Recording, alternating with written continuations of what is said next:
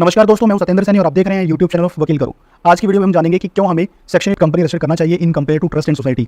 अगर हम section 8 company register कराते हैं तो उससे हमें क्या फायदे हो सकते हैं और किन कारणों से हमें सेक्शन 8 कंपनी एनजीओ रजिस्टर करानी चाहिए। क्यों हमें section 8 NGO under company act register करानी चाहिए, आज हम इन 5 कारणों से जानेंगे। सबसे पहला पॉइंट आता है ट्रांसपेरेंसी। ट्रांसपेरेंसी का मतलब यहाँ पे ट्रैकिंग से है।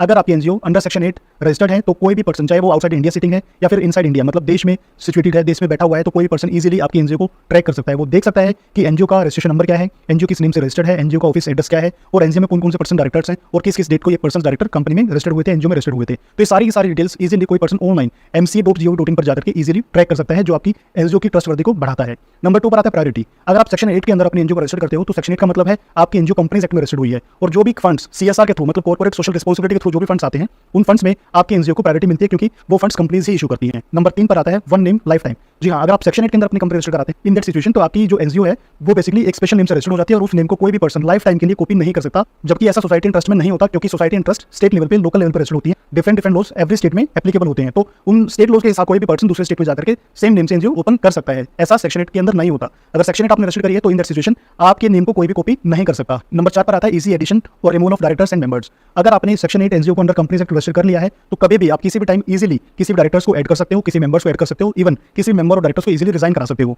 ऐसा सोसाइटी एंड ट्रस्ट में नहीं होता। उनका एक कॉम्प्लिकेटेड प्रोसीजर होता है जो फॉलो करने में काफी लेंथी टाइम लेता है। नंबर 5 पर आता है सेंट्रल गवर्नमेंट लाइसेंस। आपकी सेक्शन 8 एनजीओ का जो लाइसेंस होता है वो आपका सेंट्रल गवर्नमेंट से मिलता है। सेंट्रल गवर्नमेंट उसको इशू करती है, मिनिस्ट्री ऑफ कॉर्पोरेट अफेयर्स उसको इशू करती है। लेकिन आपका जो सोसाइटी एंड ट्रस्ट का लाइसेंस है वो बेसिकली स्टेट गवर्नमेंट इशू करती है। तो सेक्शन 8 जो एनजीओ है वो आपका कंपनी एक्ट में रजिस्टर तो होता ही है, प्लस सेंट्रल गवर्नमेंट उस लाइसेंस को इशू करता है, इसलिए आपको पूरा कंट्री ऑपरेट करने में प्रॉब्लम नहीं आती। लेकिन सोसाइटी एंड ट्रस्ट में आपको ऐसी प्रॉब्लम्स आ सकती हैं कि आप दूसरे स्टेट में अपने वर्क ऑपरेशंस को मैनेज ना कर पाएं। तो ये तो था कि इन 5 कारणों से आपको section 8 NGO under companies act ही रजिस्टर करनी चाहिए। तो आशा करता हूं आपको वीडियो पसंद आया होगा। मिलते हैं नेक्स्ट वीडियो में, तब तक के लिए जय हिंद, जय भारत।